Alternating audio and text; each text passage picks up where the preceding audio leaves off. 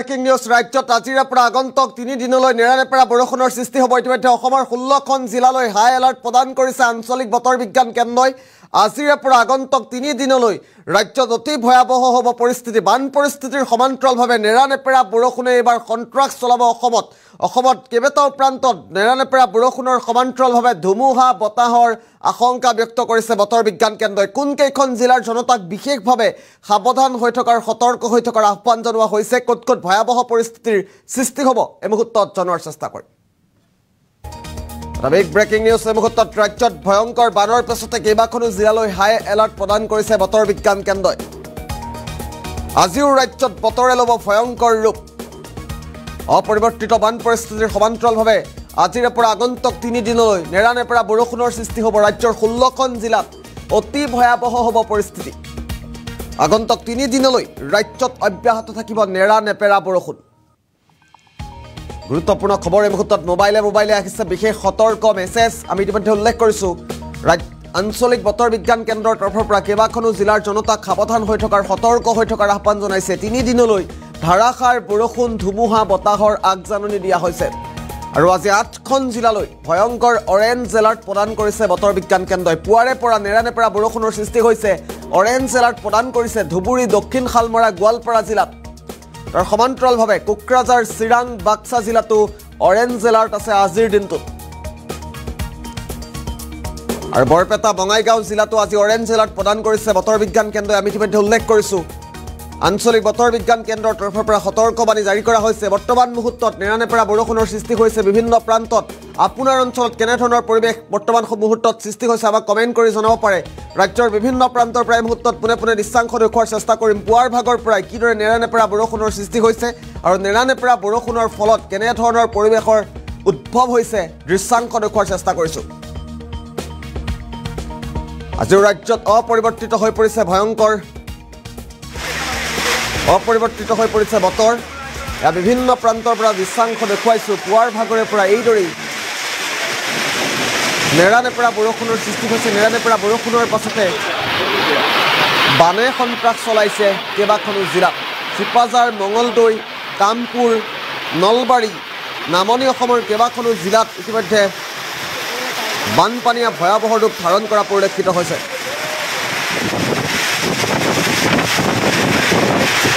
শেহতীয়া দৃশ্যাংশৰ মুহূৰ্তত আমি দেখুওৱাৰ চেষ্টা কৰিছোঁ পুৱাৰ ভাগৰে পৰা কেনেধৰণৰ পৰিৱেশৰ সৃষ্টি হৈছে।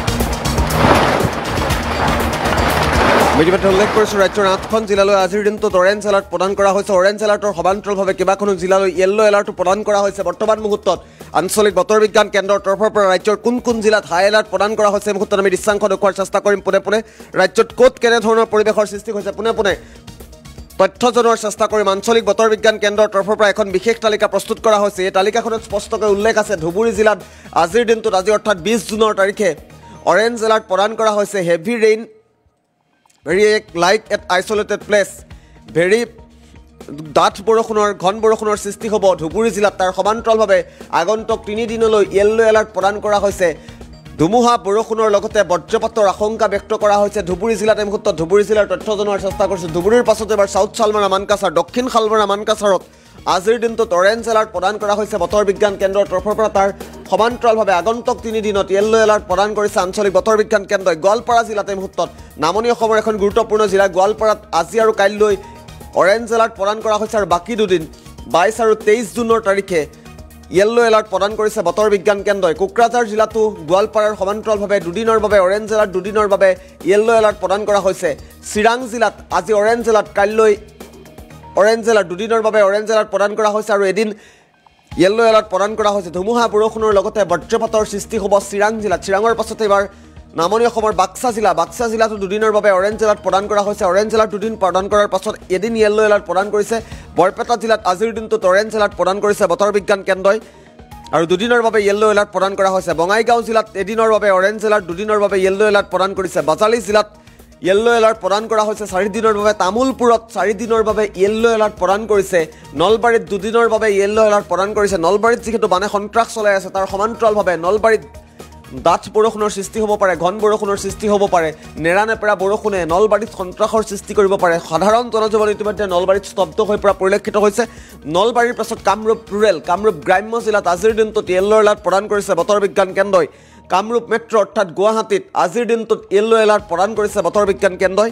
দৰং জিলাত, মধ্য অসমৰ দৰং জিলাতো য়েল্লো এলাৰ্ট প্ৰদান কৰা হৈছে আজিৰ দিনটোত। ওদালগুৰিত এলাৰ্ট আছে, মৰিগাঁৱত এলাৰ্ট আছে, নগাঁৱত আছে, হোজাইত আছে, ৱেষ্ট কাৰ্বি আংলং, পশ্চিম কাৰ্বি আংলং, পাহাৰীয়া জিলা পশ্চিম কাৰ্বি আংলঙতো আজিৰ দিনটোত এলাৰ্ট প্ৰদান কৰিছে বতৰ বিজ্ঞান কেন্দ্ৰই। তাৰ সমান্তৰালভাৱে যদি আমি চাওঁ কাৰ্বি আংলং, পাহাৰীয়া জিলা কাৰ্বি আংলঙতো এলাৰ্ট প্ৰদান কৰিছে বতৰ বিজ্ঞান কেন্দ্ৰৰ তৰফৰ পৰা। উজনি অসমৰ গোলাঘাট জিলা, শোণিতপুৰ, বিশ্বনাথ, উজনি অসমৰ এই 3খন জিলাতো আজিৰ দিনটোত য়েল্লো এলাৰ্ট প্ৰদান কৰিছে বতৰ বিজ্ঞান কেন্দ্ৰই। বতৰ বিজ্ঞান কেন্দ্ৰৰ তৰফৰ পৰা অসমৰ প্ৰায়বোৰ জিলাকে সাৱধান হৈ থকাৰ, সতৰ্ক হৈ থকাৰ আহ্বান জনোৱা হৈছে।